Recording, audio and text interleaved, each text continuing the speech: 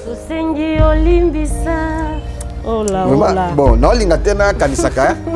Na kanisaka ba époque wana. Oui, ça fait mal. Oui, ma koloba, ils ont dit que mais au vivre ngo. Et ils appellent que mususu. Pensons à la monikuna. Nani ba ko chasser dans l'église à 2 reprises. Nani ba ko telanga même banda kanga. Susengi olimbisa. Oh là, oh là. Bon, non, l'ingatena kanisaka. Na kanisaka ba époque wana. Allez. Voilà. Talana au niveau ya pauvreté on a siko ilatinga. Alors, siko lisusu pasteur azalina bilamba na ye alala na veille pantalon na chemise titi ekufi. Siko azui a tiewana akezwa allumette na pétrole po tumba. Siko yo tango azuya na ngatumba ngala papa tika. Tango ngala papa tika ya kanisike ngana zo senga ye na tumba les allumettes na pétrole po na idée na tumbela ye. Ya opesa ngala te papa. Na zuinde bilamba wana. Allez. Na sokoli yango bien natandi yango ekauki na repasser na bongi sport nanga ekomi ya dimanche. Voilà, bonjour à vous aimables téléspectateurs, très chers internautes, je vous salue de partout où vous nous suivez. Vous êtes partout dans le monde entier, dans tous les continents du monde, vous nous suivez en tout cas. Nous vous disons bonjour, shalom de partout, donc où vous vous retrouvez. Alors laissez-moi vous dire bienvenue dans cette émission. La caféenne reçoit votre émission Oyo Sunga Kabino, na retour à la parole de Dieu, votre émission Oyo Sunga Kabino à travers témoignages pour ça là que totambola toujours na droit chemin ya malamu to copier ya mabeto sala nini to boaka. Donc voilà, je vous dis encore bienvenue et voilà dans cette émission La Caféenne reçoit, vous le savez, les infatigables amoureux de cette émission le savent que ces derniers temps toujours à kaka séquence ya témoignage à l'homme dédié l'évangéliste Josué Lokamba cause l'autre fois à beta qui m'a mukeli solo ya souffrance oyo on dira qui vit naie et puis erzala qui na permanence vie a pas si tellement makambo belé et preuve on est za na maman moko kuta banda ko sungaye pona kolia maman ope tozala ki nae na numéro utaki koleka tozala ki nae vraiment ameka ki ko expliquer biso ndenge na banda ko sunga mosali na nzambe l'homme de Dieu l'évangéliste Josué Lokamba po azwa ne fiske eloko ya kolia. Alors l'homme de Dieu pe aiba ki bongo na kopambola mama fololo après wana betela ki biso encore une partie à koyeba ndenge nini difficulté koma ki lisusu na mama ya bana na ye pendant kaka ba vale wana et bandaki ko s'est passé. Donc voilà, alors aujourd'hui on se retrouve encore pour un nouveau numéro avec l'homme de Dieu l'évangéliste Josué Lokamba pour prendre encore une autre partie. Il y a témoignage naé. Alors il est là avec moi et avec qui je m'en vais droit pour dire bonjour l'homme de Dieu l'évangéliste Josué Lokamba. Bonjour ma sœur Dorcas, la servante de Dieu. Comment vous allez l'homme de Dieu? Très bien, par la grâce de mon Père Jésus-Christ. Ça se voit. Et comment est la santé de l'église Mission Évangélique Maranatha? La santé va très bien parce que nous sommes en plein service de la délivrance du corps et financière. La délivrance du corps? Ah oui, la délivrance du corps et financière. Mais voilà. Qu'est-ce que le corps a fait pour être délivré? La délivrance le corps a beaucoup de problèmes. Ok. Ah oui. Sanitaire. Oui, sanitaire, psychologique, spirituel et ainsi de suite. Voilà. C'est pourquoi nous procédons à la délivrance du corps et puis la délivrance financière.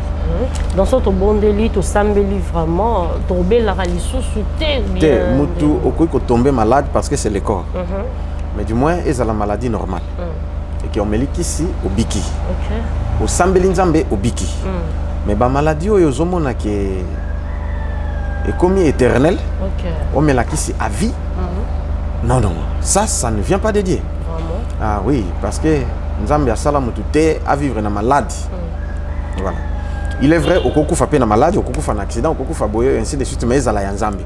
Mais non, il y a batamukili topé, il y a erreur, il y a yomokomutu. Voilà, si peut-être les gens me suivent, ils peuvent suivre nos prédications. Hein, oui.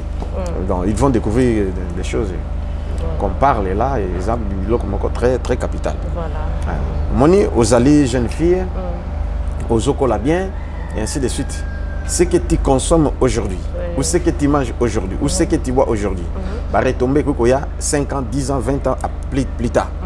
Ce qu'on nourrit nous autres bien. siko koluka bandoki tant so beli diabète beli tension ainsi de suite courbature rhumatisme hémorroïdes tout oui bien ça toujours na biloko kolia. Mais là la responsabilité revient au docteur ba pesa biso ba astuce ba remède ni to ko ça là pour to tomber malade. Aux médecins même nous aussi les pasteurs. Parce qu'il y a des pasteurs OEP bazobe la pe ba malade ya bongo. Peut-être azalaki ignorant parce qu'on se complète. To ebinyo sauté. Voilà, maintenant bako pesa ngai don oyanga na ya yoto sangisi voilà. Yango il faut écouter aussi les autres. Et puis cause à la prête ka ko condamner ainsi de suite mais le médecin et pas tous les médecins. Les nutritionnistes, voilà. Baza mieux placé pour na koyebi sabiso makamboy. Et puis on a zoloba. Je pense que Bato Baïbi va contredire Ngate. D'accord. Voilà, parce que Dieu est pour le corps. 1 Corinthiens, chapitre 6, verset 16 à 20. Au Koutango. Hein? Donc, Sobanika na verset 13. Ndi au Koutayango. Bon, bien que tu fasses une parenthèse. Hein? Juste une parenthèse, ok. Juste une petite parenthèse. 1 Corinthiens, chapitre 6. Je commence au verset 12. Je quitte. Voilà. Tout m'est permis, mais tout n'est pas utile. Tout m'est permis, mais mais je ne me laisserai asservir par quoi que ce soit. Les aliments sont pour le ventre et le ventre pour les aliments et Dieu détruira l'un comme les autres. Mais le corps n'est pas pour l'impudicité, mais le corps est pour le Seigneur. Le Seigneur est pour le corps. C'est pourquoi, dans 1 Corinthiens chapitre 3, dans verset 16 à 18, au coup tapé, nous autres, on a vu les alliés temple et Saint-Esprit. Jamais, yo détruit les autres, oyo, ils ont temple, ils ont bâti quoi impini. Ils ont pini, ils ont détruit. Et c'est pourquoi aux autres détruit les autres, on a bilo kozolia. Au moins, c'est quoi? Voilà, il y a tant de choses. Voilà, la délivrance du corps va venir pour délivrer la personne. Si peut-être il y a qui suite à Kolia, aujourd'hui malade, on peut prier. Dieu te fera grâce. Moi, je n'amène pas, Dieu ne m'a pas donné l'évangile de condamnation, mais l'évangile de paix et de grâce. C'est-à-dire, naïbiso likam, a été choqué, mais à la fin, solution est allée, que Oeba ko changer pour nos solutions. Voilà, merci beaucoup. C'était juste une parenthèse par rapport à cette grande activité qui se déroule au sein de l'église Mission évangélique Maranatha. Et surtout les finances. Hein? Les démarches des pères, la délivrance du corps et la délivrance financière.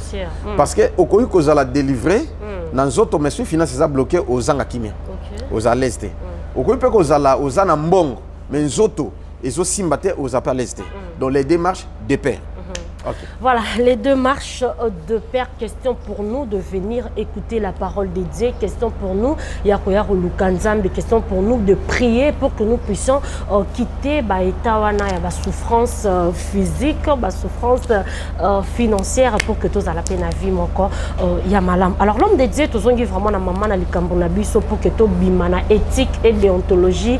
Il y a émission au la caféine reçoit parce qu'il y a des émissions, il y a des témoignages. Je suis en parler, on fait s'entretenir avec l'homme de Dieu Toroso la masolo wana na émission mususu mais awana ntozo betali solo ya témoignage o eza vraiment moto ya mingi bandero na biso ba internaute ba ko senga balobi ke noto ana posa penda to talango en long et en large toye ba vie à l'homme de Dieu l'évangéliste Josué Lukamba.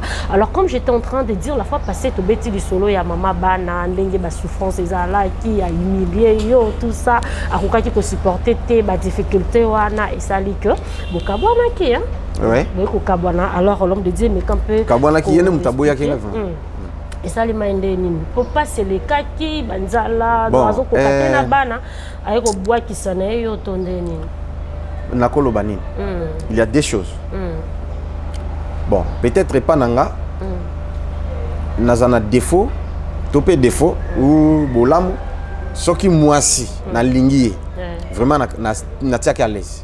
Là c'est une qualité. Hein, voilà, je ne suis pas un homme ok, à Zozambongo, tant Moussa Nango, à Keko Suba, pour au Sengenbongo, mais à Bimista, ça va, on verra. Après, attends, je vais pisser. Petit besoin. Nous avons à Kene ko compter, bon Bimisa. Non, non. Mais Naza pensa que ce Otuni, moi c'est Nanga Oyebisa, même Oto Kabana Naye, Naza Kena Kena Bimi Naye, Nambongo, Nyos no Bimisa na Sopé Leon. Voilà. Tolongo la dim, tolongo le fran. Bon, joa oyo sala besoin no. Pesanga on tient na poche o etikali, sala to eloko bo. Topé bandoteka, to sala. Voilà, jar nanga yangwana. de nature nanga na lingate na zalana mutu au souffrir to na fait souffrir mutu voilà bon n'habiter s'occuper à mon ngai mbaka ça to ka mona yangwe ce qui a mon ngai yuma n'habiter voilà c'est ça mutu mususu nde motema ne malamu to nini mais yo profiter na yango sala ba bêtise mais est-ce qu'on a un moment on les a parce que na koloba nini si la femme est fidèle et dans le malheur et dans le bonheur elle reste fidèle. Soit qu'elle est soumise, à cause de la soumise, et dans le malheur, et dans le bonheur. Maintenant, tu lingani naie. Nazala ki na moi na aussi makama mbongo. Nabi ke ya René azola nanga na poto. Ndekone oyaza na Londres. Atindi ba bis, atinda ba moteur ba congélateur na ba split et tout. Alors, ya René azo Jérémy tuka, nga nazo gérer ba bilokos oyo bazotinda. Nateka. Parce que le prix est exemple. Le moteur est à $10. Oya munene na $15. Or, le moteur awa, moko est à $30. Il y a munene vanini tout 30, $35, $40. Il y a un split, tam su ba 50. Parce que on a ba soldele ngai. Alors, ngai siko na oteka, tam su oya o batie 5, oya batie ya 15. Nga na oteka 30, pesa 25. Au moins siko bato bazo somba. Allez, o batie $10. Ben ngana te $20 aux na 15 au PC. Donc oya likolo nyonso yanga. Oana ya bango. Omona na côté kata muso sali moins d'une semaine nyonso esili. Alors mbongo na bango kaka ndenge balobi na pesi et puis bazui pe ba futingai. Omoni ke na uza na mbongo. Voilà. Oka mususu ye. Musu ezolandana. Alors nazwana simba mbongo. Na occupé mo sinanga. Ngai pe mettre. Au moins siko côté nini tout nazai sérieux depuis ka catholique quoi et voilà sérieux dans le sens qu'il y a que gérer bani tout mais côté ko bunda wana nazai moins sérieux pour nazalaki brigand brutal et tout ma bien ngai muso ende ezalaki yangwana bon siko na lobani nazo occupé bien nazemi nazui charge de A à Z ezate que tonine j'ai payé le prix c'est-à-dire bango bazala bien moi sinanga zala bien balata bien na bana mais ngamokata na olata bien toni tout mais bango bazala bien même dans la souffrance tina kena comme recevoir à combi est-ce que pona bazala bien voilà mais au kopesa moi simbongo boy dépense inutile bani tout azolata bien mais au pexeji pa mikuse ya lingi kaka ya mikuse ata au lobby vraiment mieux vaut n'invite ce que ata bozwani ata au tomboki au sommet l'Égypte à Moulaï, il y a qui a quatre yango et zongi mukuse. Mais finalement, n'habite mutu les autres là, ceux qui deviennent aller à Tomboki. On nous ni sangai. Après tout, tout compte peut go sambela. Mais bah le l'Égypte mukuse mabé. Bon, si ko banda ka tuzo ba pagano. Yekuna, pour tout comme ko yemba choral moko na. Mais ezam basim so ba yo kakate. Voilà, bref on a kolom. Donc nabo mengo azalaki kaka infidèle. Bon, to ko mapena pasi e bakisa misusu. Siko na lobani. Nde amonika ke moye ezali susu te alinginga te ale boyeko kabwa. Aboite ko kabwa nande aboinga. Nabi ke sina beta lisolo. Bien que ça fait mal mais choix ezalaki te mo se aboyi abi oza mbwa sokozola nanga oza mbwa. Azumilo kizengi oza mbwa. Yo etula te otula ni. Pe alo bamu na misabato. Oui, soit kanga penza makasi. Ezali ke to kabwani esili na tikiye a continuer pe na biyenga na ngai pe na continuer na ngai mais au bandai quand même kozonga pota là-bas na oui je le faisais jusqu'à présent mais curieusement ole ke lokola lingi na ye ole pe ke atika nga pe kimia zoba na pe na ya kaka na ya opesa mbongo ya bana na ya kolia aya place na banovanda et pas famille aya ko finganga na miso ya mama leki papa leki na bande ko tu bazana to sito kabwana esila po ya yesiko ndabite soki nini kotaka soki milimo ne kotaka azalaki te na ye na tiki mbongo ya bana na ke na zongi mais curieusement oh nango na kamutu bu akoti bouf tanga koti wana yoti na zoluka yo tala lapa bana na bazabana note o kata sonite tout la ngai bazabana na ngate bongo ya nani bazana tata bango mususu osutuka osutuka bazana tata bango mususu osala perte ya pamba okotikala kozwa bango te bazapi bana na yo te tata na banga zali afingi pe abimi akrake porte bake siko ba famille nde bavanda kanda d'abord non naza na mal vie epa na bango ntango baseki ngano badi we oboni tolobaka ni topekisaka yo te mwana oyo abien te motika omoni kozanga koyoka yo okutaka biso uti mboka okuti biso eti bafingi balobi omoni oyo ayebi mwasi oyo ayebi bana ezala nde mwasi sikoyo yana alobi tata na bango azali yo sikoyo kaka zoba okeka kopesa bamboko banini tala na soni na kanda omoni yo kana mse soki nga ya wana bakuze na soki nga ya nakobwakisa nakosuta bazwaka bambendre soki nde nini tala Vraiment. Ah bon, problème est athée. Cela m'avait fait mal. Ok. Bon. Naké me moté me simbate. Omoni, pour moi na mususu, azalaki ke soit moninga te 2 jours abeli. Ce qu'on a tout naka na obela pour moninga te nzambe bon, na signé kana ke.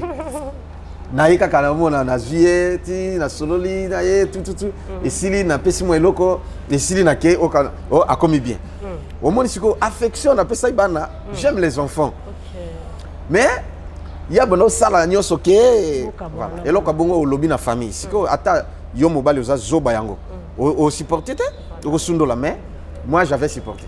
Mais elle a dit que bana o baza bana na yo te quelque part et ça qu'on a ba doute te au bon que non. Normalement, il y a ba doute. Si ko il y a doute te ndenge. Histoire au Taliban, on dit moi ressemblance. Ressemblance consort tout. Ah, non kokate, non kokate. Non mais moi alinga bo manga isokinde no bo ngana okende kaka siko na okende famille bazo ebate no tamusu na tini mbongo tamusu na ke mais siko tsoki pe na sali 2 3 4 jours no okende te mbongo ezate akomo finga lisusu oh là deuxième fois finga to telemi na ba maître pai na ba kovo ni Alpha, maître Liteta, maître Cézo, bani tout maître les blancs, to telemi to beta masolo. Na quoi lobo direction frigo to telemana. Aya moninga kaboy. Bandi ko finga a répéter les mêmes choses. Oh là. Ba master non maître atako yomoko. Déjà moi ba jomelinde. Ndumba moi obimisi ndumba na polele. Ya ozala mobulo bana ko sa maître ngwa kuna ndumba bula nini tu bafinga ale lisusu vraiment ya ke kuna kelo ngani na tindi bafinga ngani na tinda kiti ye moko nde muta sali makama be. OK. Alors ole suka wana aile sur l'église pour la 3e fois afinga 4 fois. Les mêmes phrases à répéter. Baza bana noté et tout là. Yo okobota te. Dans l'église, c'est en plein culte ou comment là? Mais église donc culte kaka izosi là.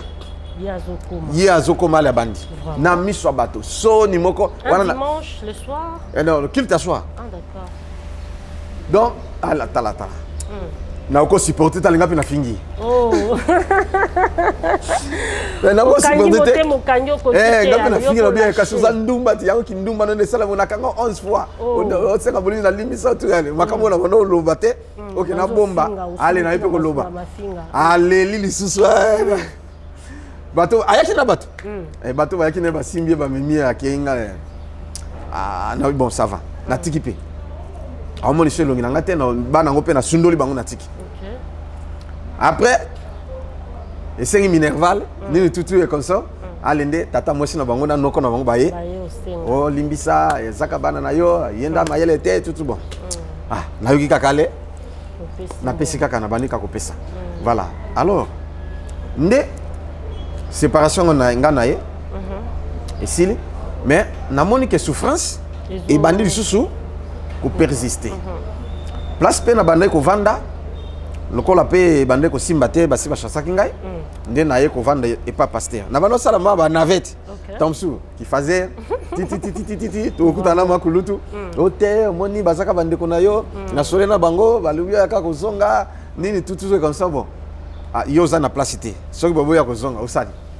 Donc nous kalanga ta place na tia mutu kenala la kanaba bis na ba garage ba ngungi chaque fois nobela malaria ba ni toute condition moko et simbate na zongi tango zonga boye 2 3 4 mois le na ya osakana te titi ale ba boaki yo lisuli banda o ya pe côté pas ba pasteur vraiment na komi pas ba pasteur alors tellement passe eleki. Voilà. Elamba te, bilamba kufi, nana eloko te, musala qui recevait natiki. Oh, mais finalement, nzambe na sala nini donc nde nazala mutu donc na luka musala ezoya te konso. Natika na pantalon moko. Na chemise moko.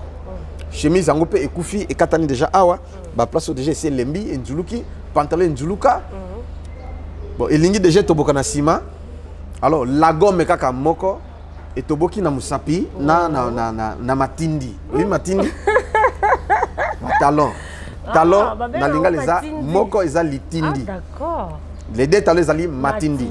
Okay. Kondo ya yambo lima. Ah d'accord. Donc totanga eza lingala na kotangisa kura lingala. OK. Ah, voilà. Voilà. Kondo ya yambo. Wana kondo ya yambo lima. Donc lilala malala. Litindi matindi et ainsi de suite voilà. Na matindi nyoso to. Na matindi nyoso mbale. Nini etoboki. Vraiment. Sikona awa pe na misapi ya minene etoboki. Siko eza okatana na joie moi fille de fer na kata na kotisa. Nde la gomme wana na église partout na tambola nde na yango. Sikoyo un certain jour na sambele butu ti tongo. Bon, na lali na la mukaboe etika ka liboso porte. Le pango pe no clôturer. Motazui na ebité. Ah. Donc na ye juste. Mbula pe betaki. Talaka olongwa mumbele tio koma yolo. Wali papa na babemi ya bafille. Makolongulu makolongulu d'abord. Mutu pa ko yiba ngote. Ezane mutasali nko. Azuita musa bwaki. Oh là. Voilà. Oh ponanga. Donc a salingane mabe, a blessé nga et a salingane mabe parce que na za nangote. OK. Donc na tali boti bo siko bana voisin na biso zaka bana mike. Donc ba la gomme moka mike ke osenga. Siko yo na zo ya nani. Na sengi pasteur Ketch aboina. Oh là. Ata o ya nyati mambeta o préféra boaka ka pesa ngai. Oh là. Donc azai muté mabe makasi. Ah. Ou akabela mutu musu kenga. Voilà. Bon, na telemboti mbule kati wana 15h. Ouf. Bon, na signé kaka na zui cantine, na koti na cantine makolongo na douche. Na sokoli na bimi, na latika pantalon na ngawana, na chemise, na gumbi pantalon muke, bible na nga, au moins na ye na bible yo. Eza papa Didas. Mutasombela kanga abanosa na ministère à justice, abanosa na ye. C'est depuis na sema na lemba quoi. Le 4 octobre 1998. Oh. Comme cadeau. Il y a moyen de don, il y a frère Didas. Ah oui. Vous voyez, la Bible, l'ancienne Bible vraiment. Et où Mélie, hein. Bible on a. Na betela nango bambula. Vraiment. Donc na ndenge nyonso Bible pour la té. Nga na ko pour la nzoto mo yango rien. Oh. Donc na mona ba mystique ni na Bible. Na o yeso bimeli ngai o nini na okete Bible. Dans l'histoire nyonso par. Ya mona changa kangote. Na Bible. Na ko utiliser la Bible mususu. Kasi non, na comme na ba Bible belé. Mais oyo ndé base na bomba yango swangezima. Na linga bouger yango te ezalaka bongo. Vraiment. Voilà. Alors na juka Bible na ngayo. Na bimisiko. Pona ya l'église parce que ngai pe nazaka il faut kobongisa na kombola na tia baba na tia ba chaise na tia ba instrument tout na sofembunda tout nga. Allez na bimi makolongulu siko ba master nga ba mettre solo ba levi ba ni tout. Oh tant ba moni bongo. Ah master ba pasteur. Babi master na biso ba moni siko ba tie bo seke ba moni ke mutu e bouger ngai. Nde bango ba ni ba s'attaquer na ba pasteur. Oui, c'est que le pasteur baza ba gwa. Ba seigneur ba l'exa master na biso et tout. Na yoki me siko salani. Alinga na pa na sauter ba mai makolongulu. Ti na bimi munzana. Encore simbule betinde mai tonda kana ba na ba potopoto. Allez, luka mawa. Luka ma pesu ba potopoto na ti na kati campinzi. Ti na yolo. Na comme une église, na chauffé mbunda, na classé tout et sili. Allez, makolongulu. Na bani modération makolongulu. Oh là. Titi batu ba yepé sili, pasteur ayena ba veste na ni diplomate na yetu ba yambie ba vansier. Wana ba yembi ba zoyemba, ngasiko na abenginga. Oh, mais tu vas m'interpréter? Ngabi oui papa, je vais le faire. Où sont tes babouches? Ngabi non. Je ne sais pas. Si on a volé ou on a fait quoi, je ne sais pas. Kaka! C'est quoi qu'on interprète? Papa, naïma kolongulu na kosala. Allez, nde ere koki ya nini atelemi ya zote ya ngai pe nazo interpréter makolongolo ye pa lingi kotambola soki akebwe ngai na azonga ngai na ti sili et sili ba nini tout sili ba clôturer pèse communiquer sili nde papa moko et puis c'est passe comme les papa désiré a eu $30 après c'est pasteur a $30 yo pesa frère Josué a lukata mo eloko makola soma pasteur a eu $20 ngape na omona no yo kapene ngolo ole ka ta ko pesa ngamoko direct pesa pasteur a eu $20 tena poche a eu $10 pesa ah obo ya pendeni ngape na zui ale nde sale ke na kende ko somba mbali biso na somba chaussure ah d'accord parce que oh nazale ka basango to bakabelanga toni tutu to ni mais na keti zando na sombi lati ale na ye wa penda mukoto penda izale ko nakuta na mukoto moko bien ya tombola siko ya balo mais abane $20 titi na kakoli mais asuki o $12 ngai bon ngana zaka na 10 na ikutu makolo $10 ekaya mobimba yango na bonde hote wana vraiment kutu na sali bongo pona nini bon mais bon ça va problème ezate na kendeka kai na ke te yaka oui za tongo talaka mbonga tongo nde na pesa penga esili là je suis moka chocolat na la photo nango OK ce qui tombe sur na bossa na la photo très prochainement allez voilà tala na au niveau ya pauvreté on a siko ilatinga alors siko lisusu pasteur azalina bilamba na ye alalela na veille pantalon na chemise titi ekufi siko azui a tiewana akezwa allumette na pétrole po tumba siko yo tango azuya na ngatumba ngala papa tika tango ngala papa tika ya kanisi ke ngana zo senga ye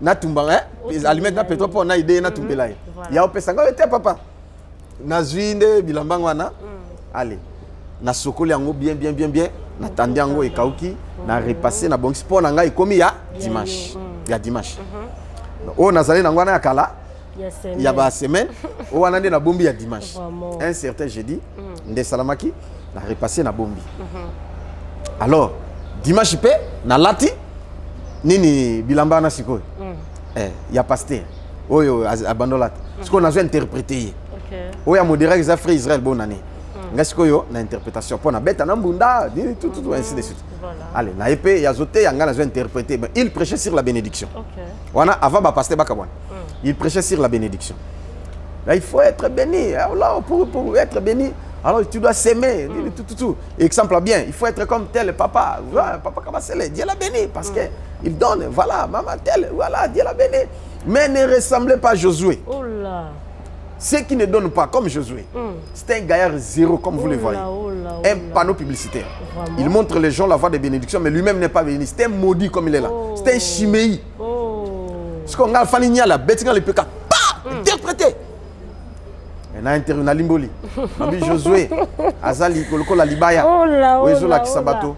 Nzela lipamboli yemoka pambola mate azayi la kelima be bana pasi na motema na kolela azayi la kelima be bolanda ndakisa na yete po apesa kate yende chimei vraiment donc les gens plairaient papa Désiré Penza a beti liboko boy il prêche contre qui je sors gangi Penza bongo makasa la bimi et mama pela jamais maki mwana atie mwana lali naye mais atieka nizaka pour mona alela abima atebo ale abimi bato baleli ba eshoka kina bato nanga moko eshoka kingai mais na sala pe boni donc et puis eloko eshoka ngali sous makasi abi comme il est là mutu alati comme ya kubwaka kutumba ya juillet comme ya dimanche ndenga zawa et puis bato ba yebi pe chemise na pantalon na ya ye ezalaki ngai sikoyo na sukoli et comme ya dimanche mais nazo interpréter mais asambu singa pe lisusu même nani nango donc et sala ki mabe makasi mais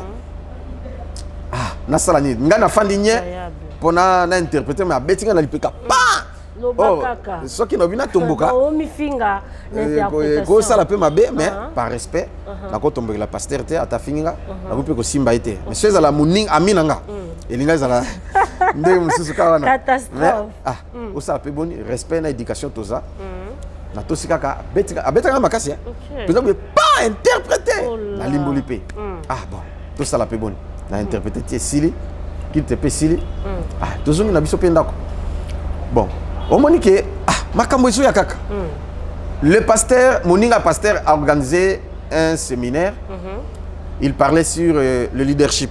D'accord. Ce qu'on appelle ça les leaders du royaume, les leaders célestes, les leaders terrestres.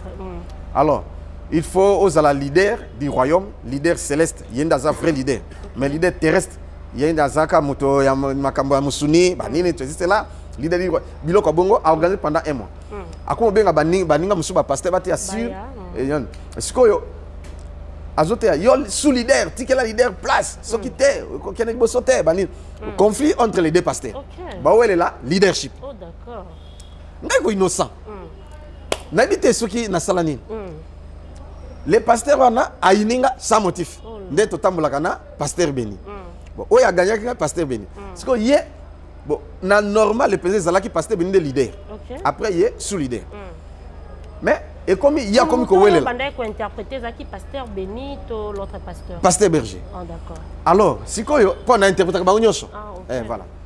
Bien que tous là qui ba interprète frère Israël bonne année, frère Joachim, nanga na frère Blaise. Frère Blaise azala qui na ko yekola. Mais biso misato. Mais ce que le meilleur azala qui nga ou bato ba préféré. Na tous les deux pasteurs. OK. Parce que nous avons interprété vraiment compréhension. Voilà.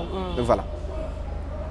Alors, Tovandi cousine nanga aye akuta kingate akuti pasteur au pasteur noko na bandale aza penza malade moi si na bana basi bakende azaka yimoko donc ausala basele kana nini na bilamba tutu bo alors nga mwasi mwana simba ye na longole bilamba zate soki frère Josué aye bo pese transport oyo comme ça akoma et pas oncle pona a arranger et puis akene l'hôpital. OK ça va nga na sala kiti. Tant on a yé, et ça là qui déjà à partir de 19h, des pasteurs m'ont tapé singai mbongo. Abi ndekono ka yawa comme ne boy oui. À lobi boy OK ndengaba oui biku nga oui ça va ça oncle. OK ça va. Est-ce que vous comprenez? Allez, na OK na tongo kasi. OK. Tongo etani 5h tango toza ko s'apprêter pour na toke culte matinal. Ngape na laki pasteur papa, ngape na kekuna tongo makasi pour na arranger pour na me mener au hôpital. Ça va, c'est pas un problème. Bango ba kekiti matinal ngana ke bandana na komi kuna na sukolie na salimo eloko ndenge sera lobaki na lesie na meme kutu na mukongo banda leti hôpital la kitambo ay na sali pe ba examen bani tout esili na meme suna mukongo ti bandal na zongisi wana et puis na yeko zo transport na ye curieusement culte matinal c'était prévu ngani na modéré mais il y a plusieurs modérateurs. Mais na kamwe ngaka ko kitona kitana veni ba cérémonie kena bani tu wase frère je ba modire yot ngabi ngae na ndenge ni ba modire bobi yo modérité à le pasteur BG a modire yo abi oza modi tout ngabi simplement pour au santé na programme là qui fait ça. Oui ngana c'est quand bien botika ba fanti oui kasi kendet allez na yepe na kuti ni na komi. Ah papa, non, c'est là, c'est comme modire nga, ah oui. Donc comme modire comme n'aura na saline. Ah oui. Tu devrais modérer comme tu n'as pas modéré, je t'ai maudit. Et cette malédiction va t'atteindre.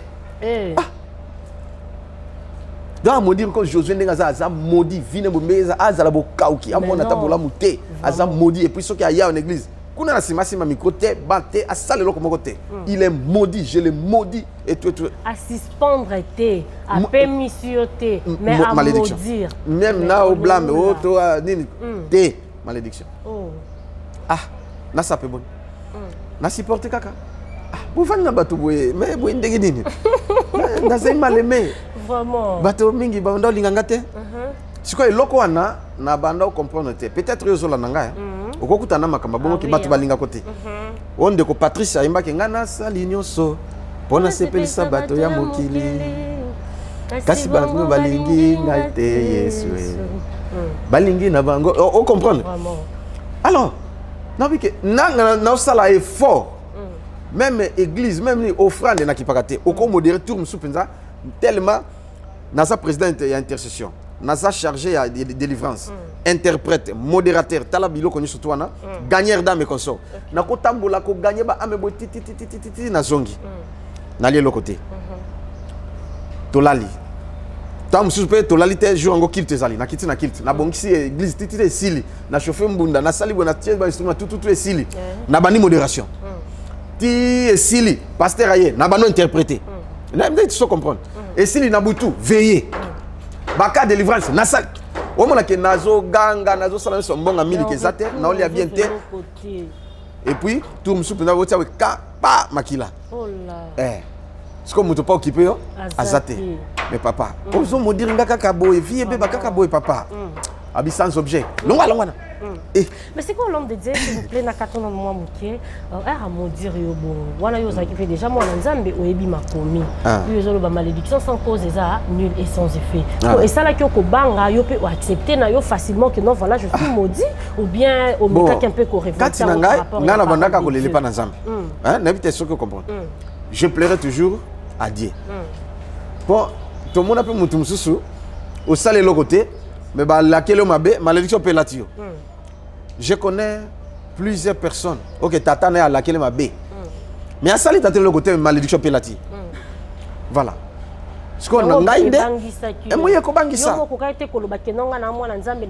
bon on soit na kati ya motema bon exact toujours na moi ko banga wana ezali et puis moi réconfort pe ezali na oyaka na ye kofuka ma kolo nanga oza wapi Zambi nakubeli yo tata Zambi Zambi yambanga imwana baninga nyonso batonda bisengo bisoba oyo tokufeli nini koko se moko Adamu na Eva yango tata ubwaka biso wapi nkolo za wapi Nzambe nakubeli yo tata Zambi Zambi yambanga mwana bulamu nyonso tobanda kosenga yo baninga bazwa biso tango nini soki masumu tosengi olimbisa ola bon na olinga te na kanisaka na kanisaka ba époque wana oui ça fait mal oui makoloba ezande mususu mais au vivre ngo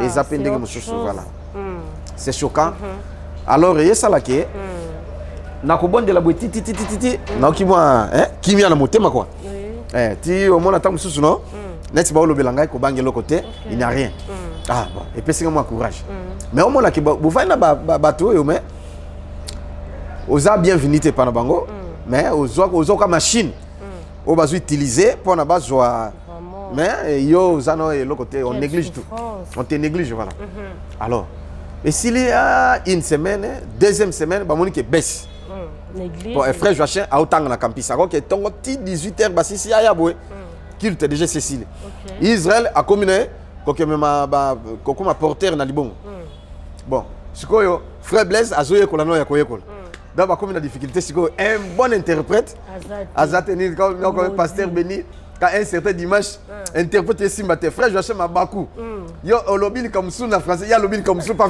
aviv si matama quand la semi bato masaki allez donc avec Joachim Vanda allez Josué Yaka. Malédiction longue. Tu as l'ongolais malédiction. Église.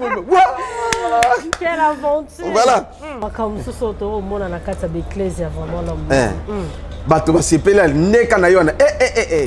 Terrible. Au moins malam ko changement côté.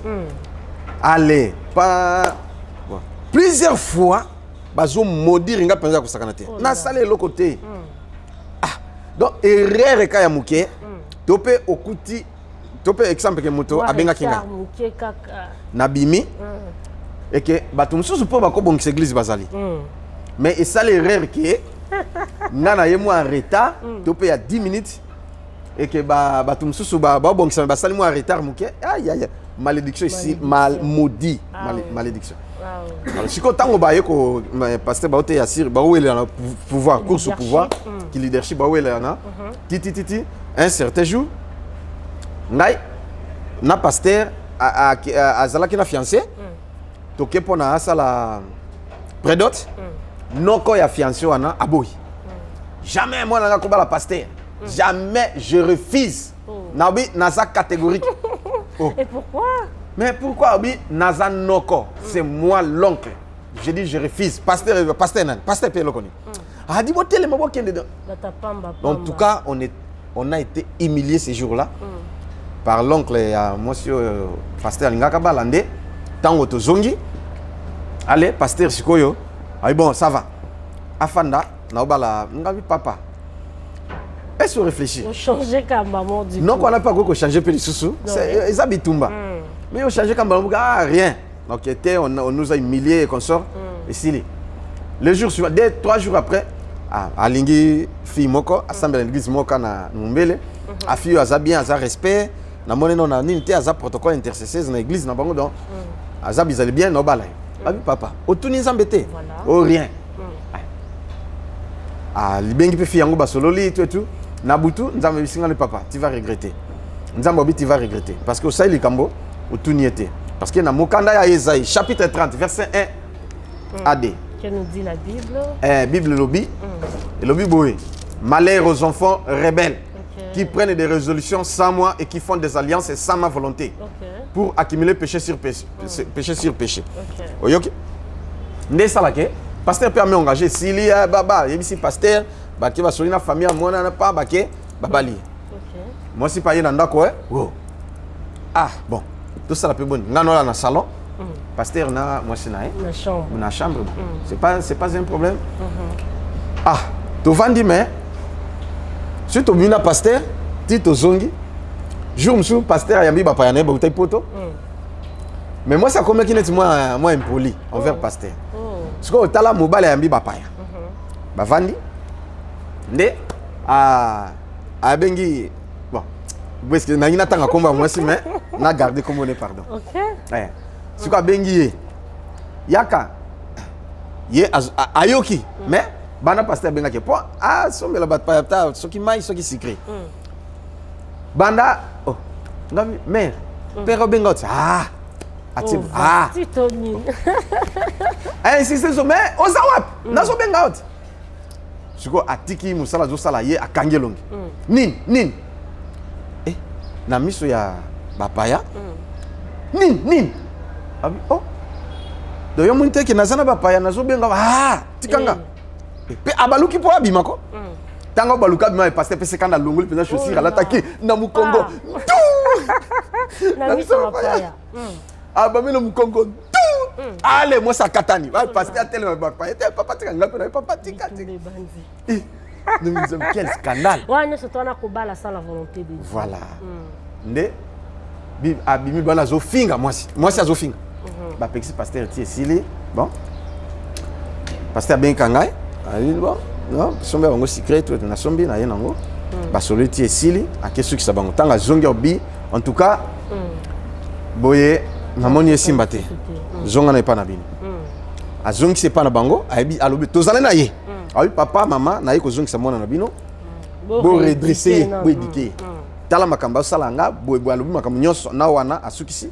alors boye la kise ndeni bafana na mobali na libala comme ça après 1 mois ou 2 mois na yo zoyer oui papa tika kasi po wala na ozana raison moi to lo bakutu ezate donc ba boti pe ba yeba ke moi na bango za alors ngape chaque jour parce que pesa mba on a que pesa moi si na pour na kolia na ye ti to ba besoin nga mutu na kene namba on a pesa pasteur père moko à l'équipe kuna 1 mois et ça là qui 1 mois et demi 1 mois et 3 semaines. Allez, ndé pasteur ake ayoza moi si na ye tango azongi na ndako kala même butu bon 22h balingi bala to sambela neto bano sambela biso misato ngana pasteur na musina ay papa pasteur atindi sujet ngaya moko no bi papa tanga kati ba na omoni likam awi likam nini na bi nzamba lo balanga tuna mama eza likamba sali soki te nzamba opiniri pasteur kati prière à tourner bon likamuni yo sali avandini kasi loba po nzamba biso kite au frapper il faut loba likambo sali moi ça va okolimbisanga pasteur oui non limbisa oh nazana zim pasteur mais ça na zim c'est ça problème te oza mwesana na balio oza na zim c'est ça grave ote eza nango ya yote oh là kaka abongambi Abi olobi nini? Vraiment. Oh eza nango ya yote. Yanga te. Ya nani? Oh ya joueur Imana. Eh. Mwena tanga kombe za te po ba bi. Ya joueur Imana eh. Oh, e ba ndeni. Ote tango zongisa kingawa. Nde to bando Imana ye. Et puis nde na juipe zemi eza ya ye. Oh. Ah. Abi esilo yana. Ote kutu to banane kala. Ata ndenge tozala pe na ndako sobino bobimi. Yona frère Josué. Yepe ya kati na ndaka na servi bango yona camarade na ye. Si na tangi pe comme aza pe ka joueur man. Avana na mumbele. Awo ya juillet ba ye wana. A servi bango ba lié esili ba bien bake. Oh. C'est vrai. Esili kabino mbale wana ote. Nini susu ote. Eza pe na diamantifère moko. Na munga fula amuluba. Nde tolingane na ipe to mina idefo. Vraiment, vraiment. Natali ote ka tolingane ka tango zongi singa ipa na biso. Oh là. Pasteur Witien. Bon. Lokana loba ino limbisa. Mais na kolimbisa mais il faut moninga na ngai ba puisque makambo yo et ça neti et troubler ngai. Vraiment. Azu numéro abengi moninga na. Ah, non, nazana ndok bon ngi na informer bobo. Nini? A informé quand même hein? Na téléphone. Aobi nazoya wana sikoy. Oh. Moi so na jamais à kovanda. Fakel, eza malbiso baluba jamais. En tout cas, au kufa. Ndi ayet akuti biso wana. Abi loba. Et pour pasteur baki makambo zoloba. Est-ce que koloba pe na misa mutu? To bato. Abi na loba. Abi bon. Moninga nga pe bon. Oyebiye. Loba kasi. Alors pe ndenge moko yende moninga nene mutazi décision. OK. Pas question, il faut zonga. Vanda te, il faut zonga. Oh, aza moi c'était, il faut zonga pas bon. Oh, yemo ko pasteur alingaki kolimbisa ye. Mais moninga na tombo ko biso baluba jamais il faut zonga. C'est comme ça que ba ko zonga sa moi si et pas na bon. Tant ba bengi famille à moi si ba moi si pas lobi sa famille aïe aïe. Et bien c'est désordre. Mais dis-moi, moi ça zonga et pas na bon parce que c'était une honte. OK, zemi ozana libala mais zemi mutu mususu et puis ni tout. Alors, ndi azongi. Makambesili, moi ça zongi kuna. Mais toya na église, un certain dimanche nango. To comme en église, yé pasteur azote ya. Pasteur yo kolo moi cité. Mususu ya azote ngana zo interpréter. Après prêcher, quatre nos prières. Prédication. Abi église alléluia, amen. Banan balingaka béni. Bato mbele misat. OK. Banani balingaka te. Oh. Bato me va comprendre te. Banda lelo na suspendre béni. Ndenga zawana. Wana moninga vandika na. Soki abimi aza maudit.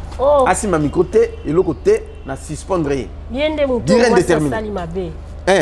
Dire indéterminé. Et c'est tout. Ndenga lobby esuki wana. Allez, à continuer. C'est comme pasteur béni a oseka. Et on s'est gagné. Il y a té sili.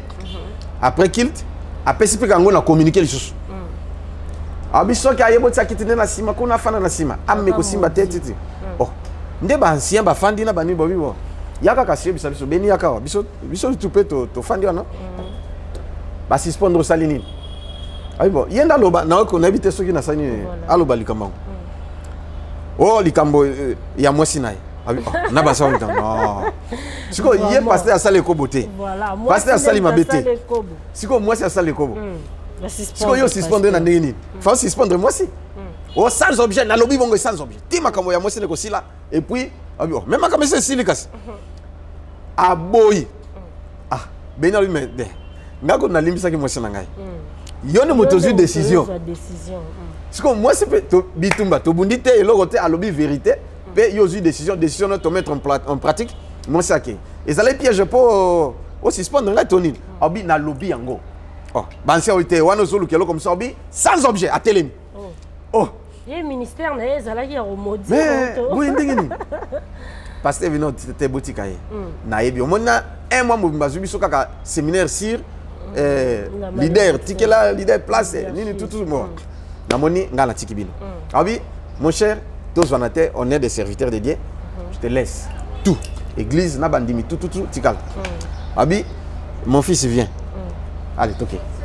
nde toyaki kobimanga na pasteur Beni kaka biso mbali toyeki kofungola église na avenue Miningulu na Yolo et pas ba frère Pichu abanosamba pa papa Coutinho na RTMV na lupango na bango to bandaki ndi wana et tango bato bakomo oyebele nde toyokoma na Campings numéro RD na pasteur Beni donc au moins siko nini séparation ngana mwasi nanga séparation pe ya les deux pasteurs alors pasteur ndenge atikalaki kuna na église abundani simbite église kama malembe ti église kufi pamf ti lelo omoni mais biso bato yaki kotoyo ale nzamba komo sala tout église ye munene bani tout ti nde yeko na yo koma place yo pe pasteur Beni ayinaki nga lisusu tuka comme d'habitude ale tina ndenge yiko baye ko chasser na église.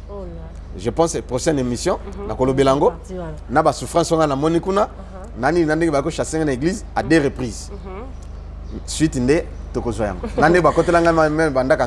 voilà, l'homme de Dieu, merci beaucoup l'évangéliste José Lokama. En tout cas, on a témoignage. Pourquoi? Parce qu'ils ont reçu un biso, ils ont reçu un biso, ils ont reçu un biso, tout ça la caca, il y a malam, il y a mabé, tout ça la nini, tout boaka. Alors j'aimerais que vous puissiez dire aussi un mot na kolanda témoignage au PC à Pasteur Beni, hein, ndenge makambo komela qui est na lingi olobela ba na nzambe ba kolanda yo, ba ye baba sosola, nini eko kolanda mutu ya mabé soki aza kotambola te na écoute ya nzambe na volonté ya nzambe azo sala makambo na sentiment na ye azo sala oya azo kanisa sans pour autant que a consulter la volonté divine oyebisa ba na nzambe ofungola bango na nous ba comprendre pour que toyeba na kosala kaka nyonso surtout en consultant l'éternel Dieu. Merci beaucoup.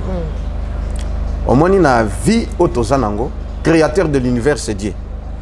Soki toyeba ki nzambe te to ba koko na biso ba yeba nzambe te babanda ko bala par expérience hein oui.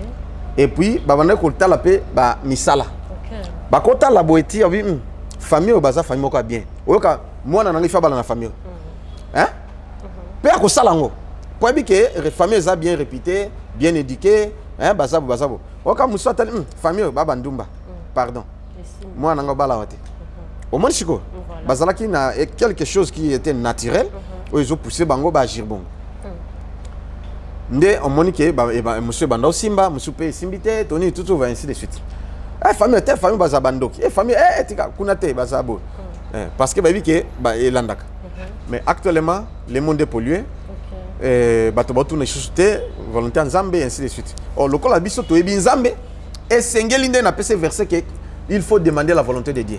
Donc était trop tard rezala. Olingo sali kambobo tout na volonté en Zambie. Ndenge Israël bazalai kotuna.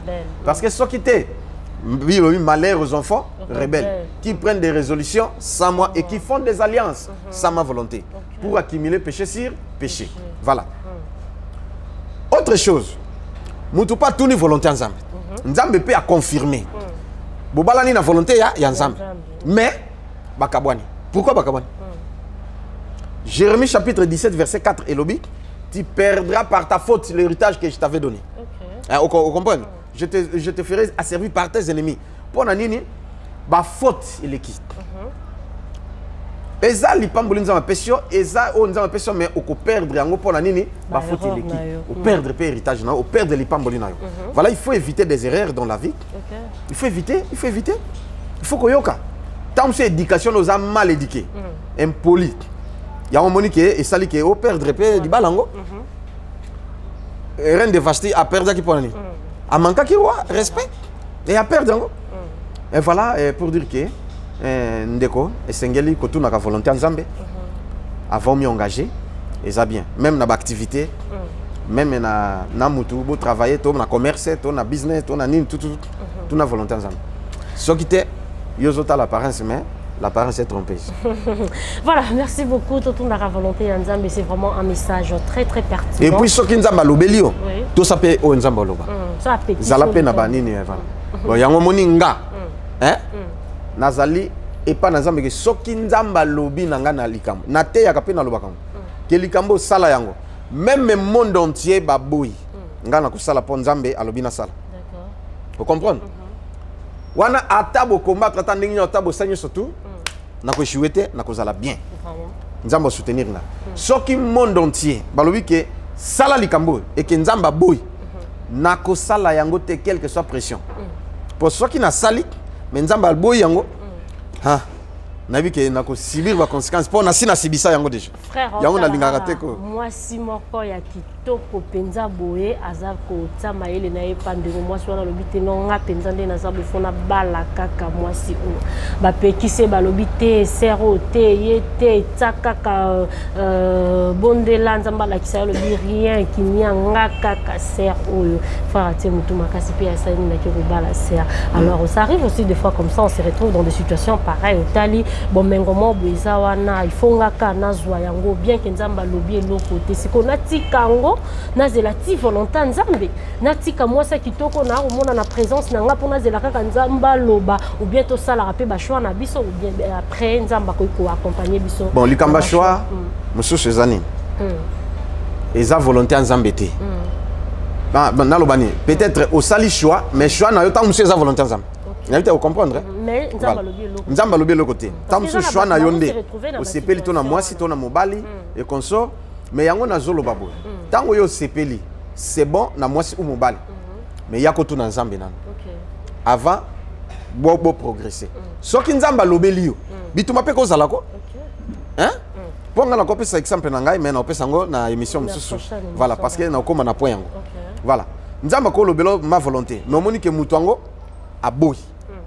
Est-ce que sani bon le colo boy allez na kena nga côté mususu c'est que oza race va gagner un gagnant ne lâche jamais et un lâche ne gagne jamais comme Dieu m'a dit il va lui convaincre comme Dieu m'a dit il va parler aussi à d'autres personnes na obala kasi ezana comme na nini courage na oti kasi oluka mo convaincre ba bala la babike nonga na sala libana nga nzambe pa lobara na elote na kinana bala pe leloto fanda na biso kasi ce kutani au moins batum suni atune volonté nzambe mais kutani ke zalaki volonté nzambe voilà c'est ça comme ça voilà faisons mais ce qui t'est si vous avez volonté nzambe te ta osalabo oko souffrir oko lapa okufa na biso okufa yo kata mutakufa pona libala baliwe belé ba AVC ba maladie belé kapona mabala péché pour troublé. Voilà, merci beaucoup.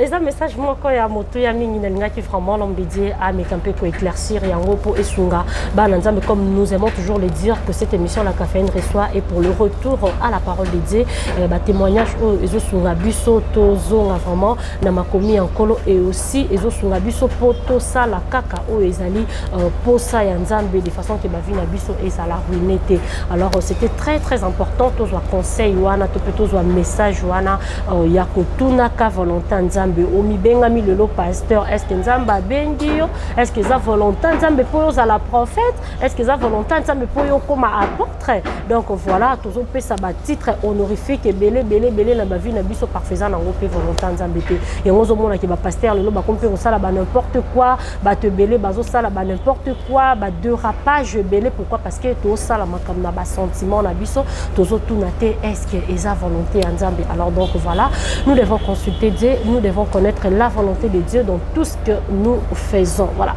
c'en est fini pour aujourd'hui. C'était un super plaisir pour moi, votre humble servante Dorcas, la caféienne, d'être là encore aujourd'hui avec l'homme de Dieu, l'évangéliste Josué Lokamba Kounz. Alors l'homme de Dieu, comme d'habitude, et les habitués les savent toujours que bazora prière après émission Oyo Opambola Kabango, Bandeko Bele, puis bapesi témoignage nga na suka kaka na prière au l'homme de Dieu ça la na suka émission en tout cas esunginga mingi ba bengi pe ouais donc message tout ba témoignage wana ebele. Alors je ne peux pas finir cette émission sans pour autant que nous puissions prendre la prière de l'homme de Dieu, l'évangéliste Josué Lokamba Kounz. Alors l'homme de Dieu, à vous de nous conduire dans la prière. Voilà. Merci beaucoup Ndeko. Soki olingi Zwamai na yo topé huile d'olive na yo simba lobo comme ça to simba ngai. Et tant on a prié sur na silisi déclarer huile d'olive au melian. C'est pour pas coller dans autres guérison ko ya. Mai wana pe soza na problème à misu. C'est quand on a misu. Au moins la guérison. Musu mela. Soza na problème à santé au besoin guérison. Voilà. So ipe ndako no zomo mvutima uzika mana usopi ou huile d'olive au endre na ndako. Dieu va vous visiter. Ce posana au lingi no maito lingi pe huile d'olive te. Simba kama boko na ngakasi. Na bondela. Nzambe ya miracle, nzambe ya Abraham. Yozali nzambe na biso, nzambe ya Isaac et ya Israël. Ozali nzambo tondimeli pe tozo témoigner. Oyo sali nanga okosala pe pa baninga mususu plus que ça. Nzambe. Au nom de Jésus, miracle s'opérer, onction la tama na kombo na Yesu. Pe miracle s'opérer. Onction et la tama futa wana. Au nom de Jésus, miracle s'opérer car l'onction brise les joues. Dès que tu touches les autres, guérison, miracle, délivrance, et puis ça me l'a. Nzambo yo ndimeli, pe lokolo landi biso. Au tout il baku malam, solution pe ça me l'a na mikanda, na musala, promotion, makamunios et simba. Au nom de Jésus, malade limoyo, na kombo na Yesu na déclaré, tolobi amen. Amen. Voilà, merci beaucoup. C'en est fini pour aujourd'hui. L'homme de Dieu, cette prière m'a béni et j'ose croire que et bénir téléspectateurs, internautes, télévision vraiment de partout. Alors je ne sais pas, aux gens qui appellent, il y a Bandeko, il faut au Pesabangombo, tu es en direct. Batambote va bingiti. Na Pesambote, ce que vous avez ça. Ah d'accord. On peut ça sans problème. Merci beaucoup. Nzamba Pambola Bino. Bandeko nyoso bozola nanga, je vous aime beaucoup. D'accord. Ce qui message na zo pesa ezali ke place yo bateki yang bateka yango photo longwa tout na un mois. Tozo senga contribution na bino pona tolukisika mususu. Mbongo ya garantie. Pona toza place mususu. Na bise déjà ba commissionnaire. D'accord. Il faut tozala au moins ba 4 000 5 000 $. Mais na maboko toza déjà na 2 000 $. D'accord. Toko bakisa 2 000 mususu ndeko. Pamboli ya Nzambe yango yo. Église na tosumbi place te mais toza na besoin tozo esika mususu on entenda toluka place ya kosomba. Voilà, vraiment Nzambe Pambolo soki o contribuer Nzambe Pambola. Merci beaucoup. Nous devons chercher la bénédiction de l'Éternel, Tokendara Babar, Tokendara Koubar, Araboakarambo, n'importe comment. Alors c'est une occasion pour nous, il y a ko benda vraiment lipamboli Nzambe ko tsama boko na musala Nzambe vraiment Nzamba osala bikamo pona biso ndeka to lobar maboko toujours na bonzambe lo le kosala nini ekofuta biso occasion yango yo poyo ozwa lipamboli otie maboko na yo na musala ya Nzambe o contribuer pona je ne sais pas eza achat parcelle ou bien garantie d'abord. D'accord. Donc, Sungi Kaka, na moi Pierre na yo ko bakisa 1 franc na yo 2 francs na yo o ko pesa de façon que église ezwa esika ya ko sambela Nzambe pe ko kanisela yo akopambola yo en tout cas et interpeller biso yo o pambola maka na ba message ya l'homme de Dieu l'évangéliste Josué Lokamba o pambola maka na chaîne de télévision oyo Josué Lokamba TV o pambola maka vraiment on a ba témoignage ya l'homme de Dieu en tout cas c'est une occasion pour toi de bénéficier de la bénédiction de l'Éternel na kotia kapé moi dans la biso na misala Nzambe Nzamba kozanga te na kopambola biso. On est fini pour aujourd'hui, très chers téléspectateurs. Alors je dis merci comme ça à l'homme dédié, le pasteur Freddy Ntsoki qui était comme ça derrière toutes les deux caméras pour na bomo na la caféine na banda na bino ainsi que l'homme dédié bolanda émission vraiment c'était grâce à lui le pasteur Freddy Ntsoki au Asad Moussala Malam Kuna du côté de la région en tout cas je vous bénis et merci également aussi à ma maman chérie, maman Massaya, Massa de moi, de gros bisous à toi depuis l'Allemagne. Elle, c'est vraiment ma maman, je t'aime bien. Alors, je salue également aussi mon grand frère chéri. Lui, c'est vraiment mon grand frère chéri, Di Charlier. Maëto depuis la Belgique. Mon grand frère Johnny Maëto depuis la France. Mon grand frère Blaise Ngola depuis la France. Je te salue, Papi Agniek Premier. En tout cas, de gros bisous à toi, Papi Pichen depuis la Belgique. On est ensemble. Il n'y a pas de souci. Je vous aime tellement bien. Oh, j'adore chou. De gros bisous à toi. Papa j'adore, je t'aime et tu le sais. On se retrouve avec vous très prochainement. Bye bye, bonne suite de programme sur Josué Lokamba TV. Et là, je suis votre humble servante Dorcas Bafutuka, la caféine.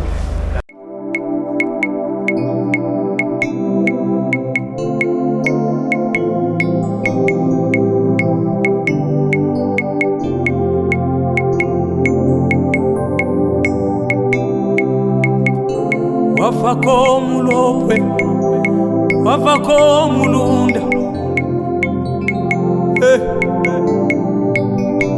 kabaki bawana, sengayo, iya ulongene biukeno, iya tatayo, sengayo. Bafuindi bakuyuke wile zawa moto senga yo tuka ulonge yo yo yo yo yo yo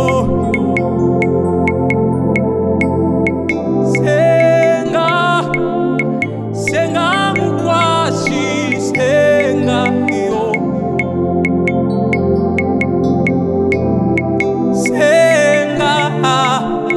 senga mukwashi senga yo